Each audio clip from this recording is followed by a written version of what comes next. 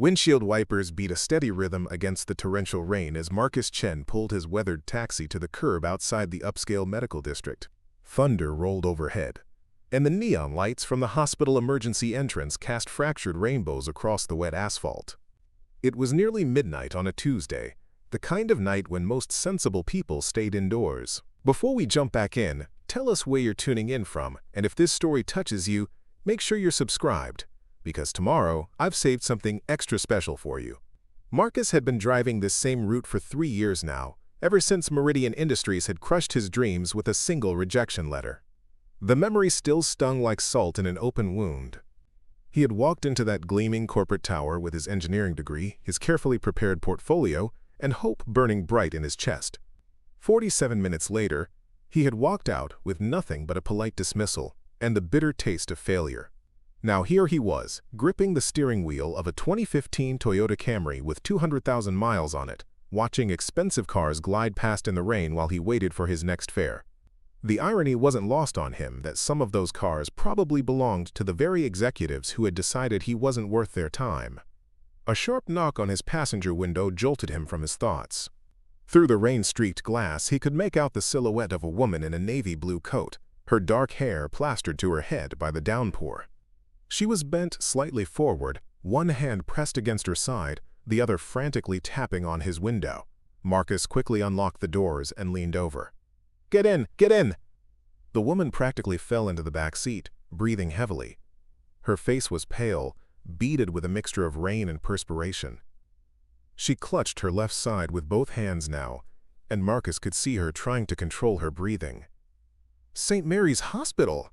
she gasped. "Please, as fast as you can." Marcus didn't need to be told twice.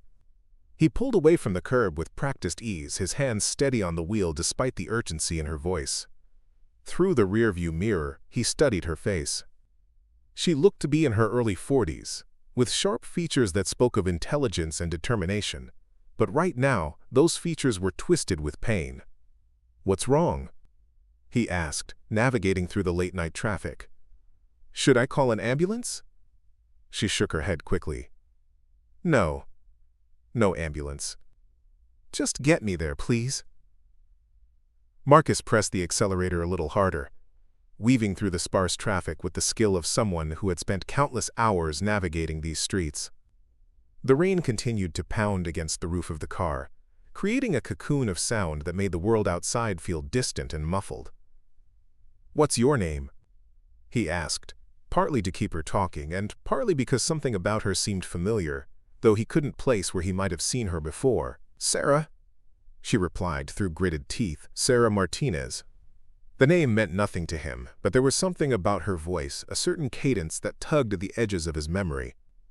He pushed the feeling aside and focused on the road ahead. Marcus Chen had learned long ago that life had a way of grinding down even the strongest dreams into dust. As he navigated the rain-slicked streets toward St. Mary's Hospital, his passenger writhing in pain behind him, he couldn't help but think about how different his life might have been if just one person had believed in him 3 years ago.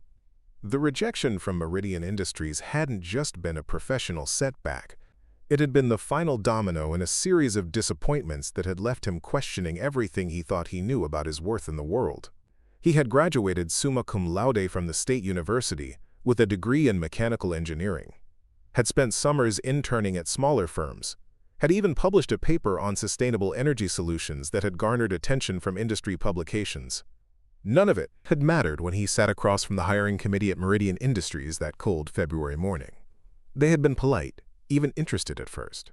The lead interviewer, a stern-faced woman whose nameplate read, Director of Human Resources, had asked probing questions about his experience with renewable energy systems. He had answered confidently, passionately even, explaining his vision for integrating solar collection arrays with urban architecture. But then came the questions that had nothing to do with his qualifications. Where had he gone to school? Not an Ivy League university. What kind of internships had he completed? Mostly at smaller local firms rather than major corporations. Did he have any family connections in the industry? His father drove a delivery truck, and his mother cleaned office buildings. The interview had ended with handshakes and promises to be in touch. The rejection email had arrived 2 days later, thanking him for his time and informing him that they had decided to pursue other candidates whose backgrounds were more aligned with their current needs. Marcus had applied to 17 other engineering firms over the following months. 16 of them never responded to his applications. The 17th offered him an entry-level position that paid less than what he had made during his college internships. That was when he had made the decision to start driving a taxi. It was honest work, he told himself. It paid the bills. It gave him time to think, to plan, to figure out what came next. 3 years later, he was still telling himself the same things. How much further? Sarah asked from the back seat, her voice strained. Marcus glanced at the GPS mounted on his dashboard. About 5 more minutes. You're going to be okay. She nodded, though he could see in the rearview mirror that she was struggling. Her breathing had become more labored, and she was pressing harder against her side. Whatever was wrong, it was getting worse. Can I ask what happened? Marcus said, partly to keep her conscious, and partly because he found himself genuinely concerned about this stranger who had stumbled into his cab on a stormy night. Sarah was quiet for a moment, and Marcus thought she might not answer. Then she spoke, her voice barely above a whisper. Appendix, I think. The pain started this afternoon, but I thought it was just stress. I've been working 18-hour days for the past month, and I thought my body was just telling me to slow down. 18-hour days? Marcus asked. What kind of work do you do? Again, a pause.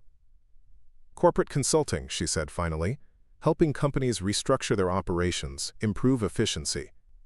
It's not very exciting, but it pays the bills. Marcus nodded. He had met plenty of corporate types during his years driving. They usually fell into 2 categories.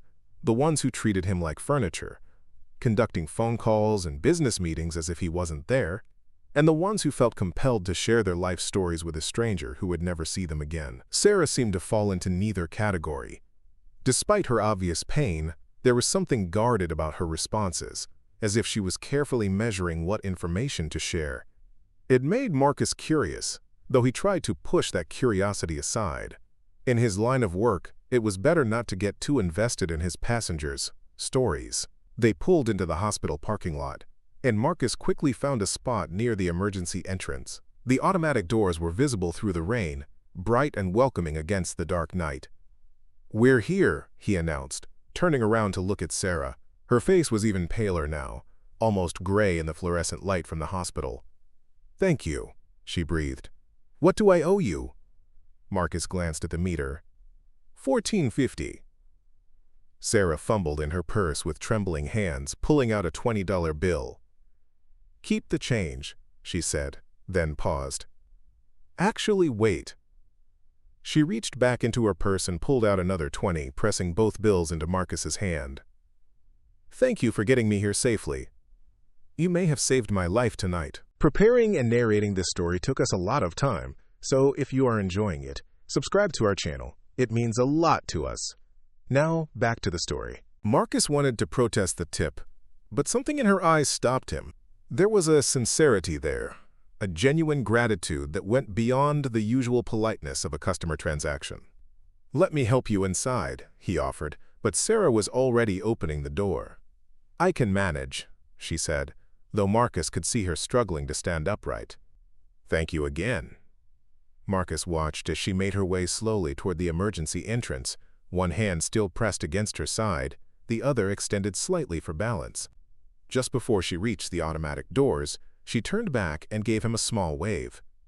Then she disappeared inside, swallowed by the bright institutional lighting of the hospital. Marcus sat in his car for a few minutes, engine idling, watching the rain streak down his windshield. Something about the encounter had left him unsettled, though he couldn't quite put his finger on what it was.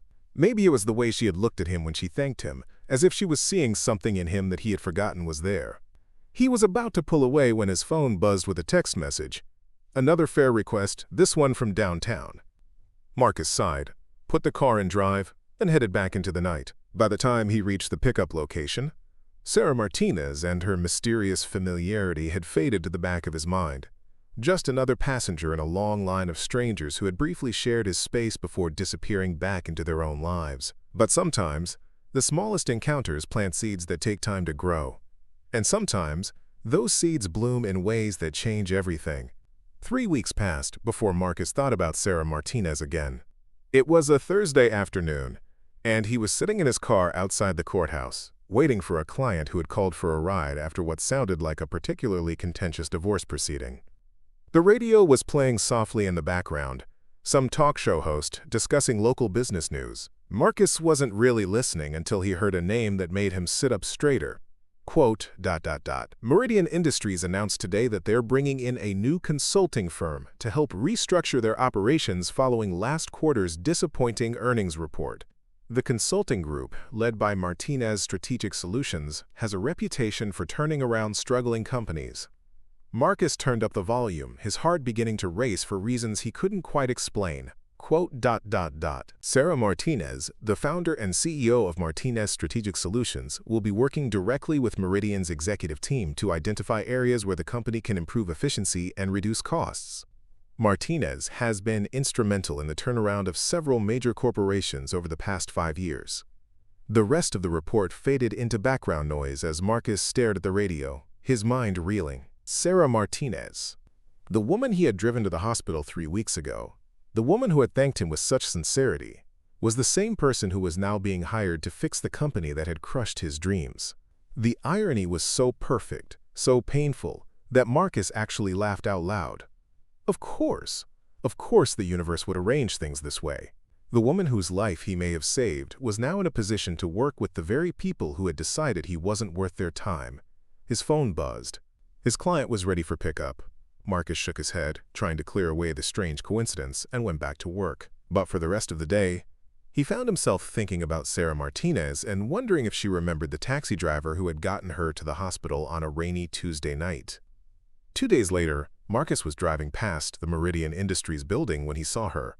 She was standing on the sidewalk outside the main entrance, talking on her phone with the same kind of focused intensity he remembered from their brief encounter. She was wearing a charcoal gray business suit, and her dark hair was pulled back in a professional bun, a far cry from the rain-soaked woman who had collapsed into his back seat. On impulse, Marcus pulled over and rolled down his passenger window. "Sarah?" he called out. She looked up from her phone conversation, scanning the street until her eyes landed on him. For a moment, her expression was blank, the polite confusion of someone trying to place a familiar face. Then recognition dawned, and her entire demeanor changed. "I'll call you back," she said into her phone, then walked quickly toward his car. "Marcus? The taxi driver?" He was surprised she remembered his name. Most passengers forgot within minutes of leaving his car. "That's me," he said. "How are you feeling? Everything okay after the hospital?" Sarah's face broke into a genuine smile, the first real warmth he had seen from her. "Appendicitis, just like I thought. They got me into surgery that night, and the doctor said if I had waited much longer, it could have been really serious. You literally saved my life." Marcus felt heat rise in his cheeks. "I just drove you where you needed to go." "You did more than that," Sarah said firmly. "You were kind when I was scared. You got me there safely when every minute counted. That's not nothing." They looked at each other for a moment, and Marcus felt that same strange familiarity he had experienced the night they met. There was something about her that seemed to resonate with him, as if they were operating on the same frequency. "What brings you to this part of town?" Sarah asked, glancing up at the Meridian Industries building behind her. Marcus hesitated. The truth felt too complicated, too pathetic to explain to someone who clearly had her life together. "Just working," he said finally, "picking up fares wherever they need to go." Sarah studied his face, and Marcus had the uncomfortable feeling that she could see more than he was revealing. But she didn't push. "Well, I'm glad I ran into you," she said. "I've been meaning to track you down somehow, to properly thank you. What you did that night." She trailed off, shaking her head. "Let me buy you coffee sometime, as a thank you." Marcus wanted to say yes. Something about Sarah Martinez drew him in, made him want to know more about her story. But the sight of the Meridian Industries building looming behind her reminded him of the gulf between their worlds. "That's not necessary," he said. "Really. I'm just glad you're okay." Sarah looked disappointed, but she nodded. "If you change your mind, I'm working in this building for the next few months. Ask for Sarah Martinez at the front desk." She stepped back from the car, giving him a small wave as he pulled away. In his rearview mirror, Marcus watched her walk back toward the building, her phone already pressed to her ear again, her attention returning to whatever important business had brought her there. As he drove away, Marcus tried to push down the feeling that he had just missed an opportunity for something significant. Sarah Martinez belonged to a world that had already rejected him once. Getting involved with her, even as a friend, would only serve as a reminder of everything he wasn't and everything he would never be. But late that night, as he sat in his small apartment reviewing the day's earnings and planning the next day's routes, Marcus found himself thinking about the way Sarah had smiled when she recognized him. It had been genuine, warm, devoid of the polite distance he usually encountered from passengers. For just a moment he had felt seen in a way that he hadn't experienced in years. The next morning, Marcus drove past the Meridian Industries building again, telling himself he was just taking his usual route through downtown. But when he saw Sarah emerging from a coffee shop across the street, he found himself pulling over once more. This time, she saw him before he could call out to her. She walked over to his car with a steaming cup in her hand and a knowing smile on her face. "Following me now?" she asked, but her tone was teasing rather than accusatory. Marcus felt his face flush. "I was just driving by. This is one of my regular routes." Sarah studied him for a moment, then made a decision. "I have a few minutes before my next meeting. Want to grab that coffee I mentioned?" Before Marcus could think of a reason to say no, he found himself nodding. Sarah directed him to a small parking lot behind the coffee shop, and 5 minutes later they were sitting across from each other at a corner table, 2 cups of coffee steaming between them. "So," Sarah said, settling back in her chair, "tell me about yourself, Marcus Chen. What's your story?"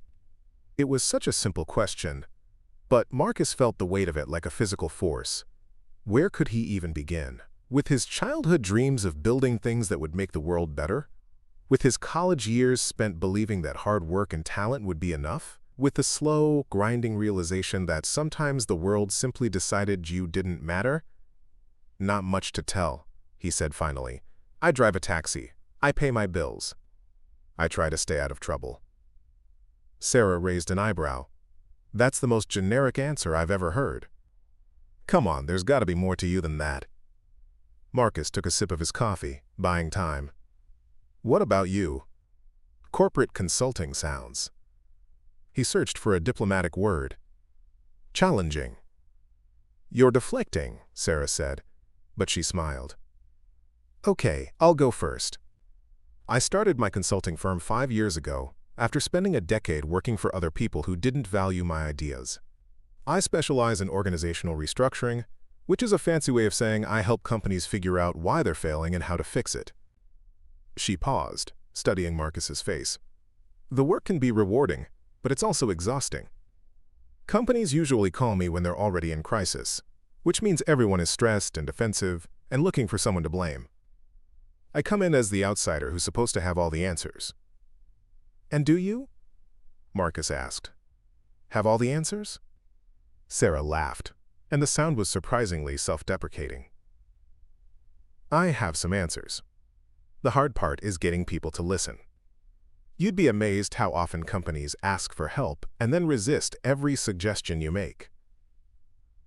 Something in her tone made Marcus look at her more closely. Beneath the professional confidence, he could see traces of the same frustration he carried. The weariness of someone who had to work twice as hard to prove herself, who had to be better than everyone else just to be considered equal. "You didn't start out wanting to be a consultant," he said. "It wasn't a question." Sarah's smile faltered slightly. "No, I didn't. I wanted to be an engineer, actually. I had this idea that I could design systems that would make businesses more efficient, more humane. I thought I could help create workplaces where people actually wanted to be." Marcus felt his heart skip. What happened? "Reality," Sarah said simply. "I spent years applying to engineering firms, trying to break into a field that didn't want me. Too many old boys, clubs, Too many companies that claimed they valued diversity but hired the same types of people over and over again. She took a sip of her coffee, and Marcus could see her choosing her words carefully. I had this one interview at a company called Meridian Industries. I was so prepared, so excited about the possibility of working there. They had this reputation for innovation, for being forward-thinking. Marcus's blood went cold. Meridian Industries? You know them? Sarah asked, noticing his reaction. Marcus struggled to keep his voice steady. I've heard of them. Well, the interview was a disaster. Sarah continued, oblivious to Marcus's growing shock. Oh, they were polite enough. Asked all the right questions about my technical knowledge, my vision for the field. But I could tell from the moment I walked in that they had already made up their minds. I wasn't what they were looking for. She leaned forward slightly, her voice taking on an edge. The funny thing is, 3 years later, they're hiring me to fix the exact problems I warned them about in that interview. They're hemorrhaging talent, their innovation pipeline has dried up, and their employee satisfaction scores are in the basement. All because they kept hiring the same types of people with the same limited perspectives. Marcus stared at her, his mind reeling. When was your interview? February, 3 years ago, Sarah said. Why? Marcus felt the world tilt sideways. February, 3 years ago. The same month he had interviewed at Meridian Industries. The same month he had walked out of that gleaming corporate tower with his dreams crushed and his future uncertain. Marcus started, then stopped. How could he explain the impossible coincidence? How could he tell her that they had both been rejected by the same company, in the same month, probably for the same reasons? Marcus? Sarah was looking at him with concern. Are you okay? You look like you've seen a ghost. Marcus forced himself to smile, though he could feel the expression sitting wrong on his face. Sorry, just remembered something I need to do later. Work stuff. But even as he deflected, his mind was racing. The woman sitting across from him, the woman whose life he had quite possibly saved 3 weeks ago, had been rejected by Meridian Industries, just like he had. She had faced the same crushing disappointment, the same systematic dismissal of her worth and potential. The difference was that she had found a way to turn that rejection into fuel. She had built her own company, made her own success, and now she was in a position to help fix the very organization that had failed to see her value. Meanwhile, he was still driving a taxi, still telling himself that tomorrow he would figure out what came next. I should probably get going, Marcus said, standing abruptly. Thanks for the coffee. Sarah looked surprised by his sudden departure, but she stood as well. Of course, and Marcus? That offer stands. If you ever want to talk or if you need anything, I'm serious about tracking me down at Meridian. They've given me an office on the 12th floor. Marcus nodded, not trusting himself to speak. As he walked back to his car, he could feel Sarah's eyes on him, could sense her confusion at his abrupt change in demeanor, but he couldn't bring himself to turn around and explain. The revelation that they shared the same rejection, the same humiliation, should have felt like a connection. Instead, it felt like a spotlight illuminating the distance between where she had ended up and where he had allowed himself to remain. That night, Marcus lay awake, staring at the ceiling of his studio apartment, replaying every moment of his conversation with Sarah Martinez. He thought about the passion in her voice when she talked about her original dreams of engineering, the fire in her eyes when she described the problems she had identified at Meridian Industries. He thought about the way she had thanked him for saving her life, as if he had done something heroic rather than simply driving from point A to point B. Most of all, he thought about the cruel irony of their situation. Two people who had been deemed unworthy by the same system, who had both been forced to find different paths forward. The difference was that Sarah had used her rejection as motivation to build something better, while he had let his define the boundaries of what he thought was possible. For the first time in 3 years, Marcus allowed himself to wonder what might have happened if he had been braver, more determined, more willing to fight for what he wanted. What if he had started his own engineering firm? What if he had refused to accept Meridian Industries' assessment of his worth? What if he had been more like Sarah Martinez? The questions followed him into sleep and were still there when he woke the next morning. As he prepared for another day of driving strangers to their destinations, Marcus found himself making a decision that surprised him. He was going to see Sarah again, not because he expected anything to come of it, but because he needed to understand how someone goes from crushing rejection to boardroom success. He needed to know if it was too late for him to find a different path, or if 3 years of driving a taxi had permanently closed the door on the dreams he had been too afraid to keep pursuing. Marcus didn't know it yet, but this decision would change everything. Because sometimes the most important journeys begin not with the destination in mind, but with the simple decision to stop standing still. The Meridian Industries building looked exactly the same as it had 3 years ago when Marcus had walked through its gleaming lobby for his interview. The same polished marble floors, the same soaring atrium, the same sense of corporate importance that seemed to emanate from every surface. But as Marcus approached the reception desk that Thursday afternoon, he felt different. Less hopeful than he had been 3 years ago, but somehow more grounded. "I'm here to see Sarah Martinez," he told the receptionist, a young woman with perfectly styled blonde hair and a smile that seemed professionally calibrated. "She's expecting me." That wasn't technically true. Marcus had tried calling Sarah's office twice that morning, but both times he had been transferred to voicemail. He had hung up without leaving a message, unsure of what to say. How do you explain to someone that you've been lying awake at night thinking about their shared rejection and what it might mean? In the end, he had decided to simply show up. Either Sarah would see him or she wouldn't. Either way, he would have taken action instead of endlessly deliberating. "Your name?" the receptionist asked, fingers poised over her keyboard. "Marcus Chen." She typed for a moment, then picked up her phone. "Ms. Martinez? There's a Marcus Chen here to see you." A pause. "Yes, I'll send him up." She hung up and smiled at Marcus. 12th floor, suite 1247. The elevators are just around the corner. As the elevator rose smoothly toward the 12th floor, Marcus tried to calm his nerves. He had no idea what he was going to say to Sarah. No clear agenda for this visit beyond a vague sense that he needed to understand something about the path she had taken. The elevator dinged softly, and the doors opened to reveal a hallway lined with temporary offices, each one buzzing with the kind of intense activity that suggested major changes were underway. Suite 1247 was at the end of the hall, and through the glass wall, Marcus could see Sarah sitting at a conference table, surrounded by papers and laptop computers.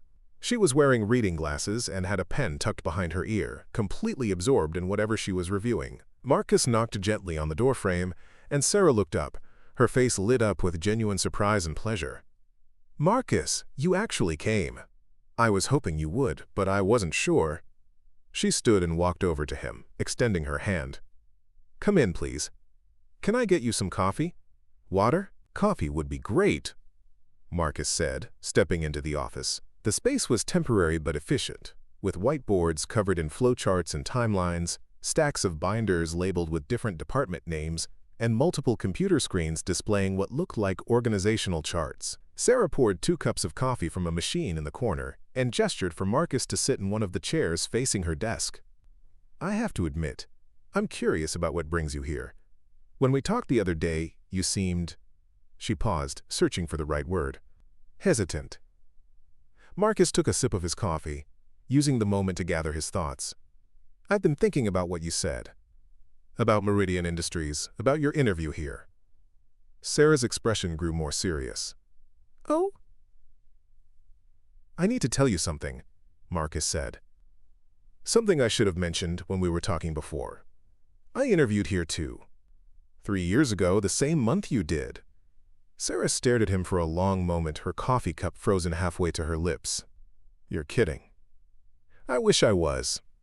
Marcus set down his cup and leaned forward. "I'm an engineer. Or I was anyway.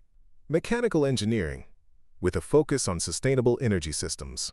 I applied to Meridian Industries because they had this reputation for innovation, for being forward-thinking. And they rejected you," Sarah said softly. It wasn't a question. Marcus nodded. Politely. Professionally. But completely. Sarah put down her coffee and rubbed her temples, as if trying to process this new information. That's incredible. In the worst possible way. After that, I applied to 16 other firms. Got one offer that paid less than minimum wage, basically. That's when I started driving the taxi. Marcus looked around the office, taking in the evidence of Sarah's success. You obviously handled the rejection better than I did. Sarah was quiet for a moment, and when she spoke, her voice was thoughtful. I don't know if better is the right word. I was angry. Furious, actually. But I also had student loans to pay and rent due, so wallowing wasn't really an option. She stood and walked to one of the whiteboards, pointing to a section labeled Human Resources Systemic Issues. Want to know something ironic? One of the biggest problems I've identified here is their hiring practices. They have this pattern of rejecting qualified candidates from diverse backgrounds and then wondering why they can't innovate or solve complex problems. She turned back to Marcus. They're literally paying me hundreds of thousands of dollars to tell them that they should have hired people like us 3 years ago. Marcus felt a bitter laugh escape him. So we were right, and they were wrong. Spectacularly wrong, Sarah confirmed. Their engineering department has lost 12 senior people in the last 18 months. Their latest product launch was delayed by 6 months because they couldn't solve basic integration problems. Problems that you or I could have identified in the design phase. She walked back to her chair, but instead of sitting, she leaned against the desk, studying Marcus with an intensity that made him slightly uncomfortable. Can I ask you something? She said. What have you been doing for the last 3 years besides driving a taxi? Have you kept up with engineering at all? Marcus felt heat rise in his cheeks. Some. I read industry publications, followed developments in renewable energy. I've even sketched out a few ideas for urban solar integration systems. Show me, Sarah said immediately. What? Your ideas, your sketches. I want to see them. Marcus shook his head. They're just rough concepts. Nothing formal, nothing polished enough to… Marcus. Sarah's voice was firm, but not unkind. I've spent the last month reviewing Meridian's current projects and future plans. Trust me when I say that rough concepts from someone with actual talent are infinitely more valuable than the polished presentations I've been sitting through. Something in her tone made Marcus look at her more closely. This wasn't casual curiosity or polite interest. This was a businesswoman who had identified a potential opportunity. I don't have them with me, he said. Then go get them, Sarah replied. I'll be here for another 2 hours. If you're willing to share them, I'd like to see what you've been thinking about. Marcus stared at her, trying to process what was happening. Why? Sarah was quiet for a moment. Then she pulled out her phone and showed him an email thread. Yesterday, Meridian's VP of Engineering asked me if I knew any qualified candidates for 3 open positions in their renewable energy division. They're desperate for fresh perspectives, new approaches to problems they can't seem to solve. She put the phone away and looked directly at Marcus. I could recommend you. The words hit Marcus like a physical force. After 3 years of believing the door had been permanently closed, the possibility of walking back through it felt surreal. They already rejected me once, he said. 3 years ago, under different management with different priorities, Sarah countered. The person who made that decision isn't even here anymore. The entire leadership structure has changed. Marcus felt his heart racing. What if they reject me again? Sarah's expression softened. Then you'll be exactly where you are now, except you'll know you tried. But Marcus, what if they don't? What if this is your chance to get back to doing what you love? For a moment, Marcus allowed himself to imagine it. Walking into an engineering office every morning, instead of climbing into a taxi. Working on problems that mattered, designing systems that could make a real difference. Being valued for his knowledge and creativity instead of just his ability to navigate traffic. I need to think about it, he said finally. Sarah nodded. Of course. But don't think too long. The positions are going to be filled one way or another, and I'd rather see them go to someone I know has the talent and drive to excel. Marcus stood to leave, his mind spinning with possibilities and fears in equal measure. As he reached the door, Sarah called his name.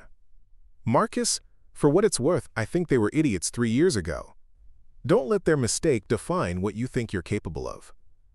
As Marcus walked back through the Meridian Industries lobby, past the same marble floors and soaring atrium that had witnessed his humiliation 3 years earlier, he felt something shifting inside him. Not hope, exactly, but something more solid than that. Determination, maybe. Or simply the recognition that standing still was a choice, and he had been choosing it for far too long. That evening, Marcus spread his sketches and notes across his small kitchen table, seeing them with fresh eyes for the first time in months. There were designs for solar panel arrays that could be integrated into apartment building facades, concepts for wind collection systems that could work in urban environments, even rough calculations for a microgrid system that could make individual buildings energy independent. They weren't perfect. They weren't polished. But they were good, Marcus realized with a start. They were actually good. He worked until 2 in the morning, refining his best ideas, creating proper technical drawings, writing up explanations and justifications for his design choices. When he finally went to bed, his kitchen table looked like the workspace of an engineer again, not the sparse living area of a taxi driver who had given up on his dreams. The next morning, Marcus called in sick to the taxi company for the first time in 6 months. Instead of driving, he spent the day at the public library, using their computers and printers to create a proper portfolio of his work. He researched Meridian Industries, current projects, their stated goals and challenges, and identified ways his concepts could address their specific needs. By the time he returned to Sarah's office that afternoon, Marcus had transformed his rough sketches into a presentation that he could be proud of. More importantly, he had transformed himself back into someone who believed his ideas had value. Sarah reviewed his portfolio with the kind of focused attention that Marcus remembered from his engineering professors, asking pointed questions, challenging his assumptions, pushing him to defend and refine his concepts. It was the first time in 3 years that anyone had engaged with his ideas as if they mattered, and Marcus felt something awakening in him that had been dormant for far too long. "This is impressive work," Sarah said finally, closing the portfolio. "Really impressive. The urban microgrid concept alone could revolutionize how we think about energy independence in residential areas." Marcus felt a flush of pride that he had almost forgotten was possible. "I'm going to set up a meeting," Sarah continued. "Tomorrow, if possible. Are you ready for that?" Marcus thought about the taxi sitting in his apartment complex parking lot, about the routes he had memorized and the passengers he would never see again. He thought about the dreams he had packed away 3 years ago, and the possibility that they might still be viable. "Yes," he said. "I'm ready." Sarah smiled, and Marcus could see something in her expression that looked remarkably like pride. Not the condescending approval of someone doing a favor, but the genuine satisfaction of someone who had recognized potential and helped it find its way back to the surface. "Tomorrow at 10, she said, reaching for her phone. "And Marcus? This time, they're going to see what they missed." Up next, you've got 2 more standout stories right on your screen. If this one hit the mark, you won't want to pass these up. Just click and check them out.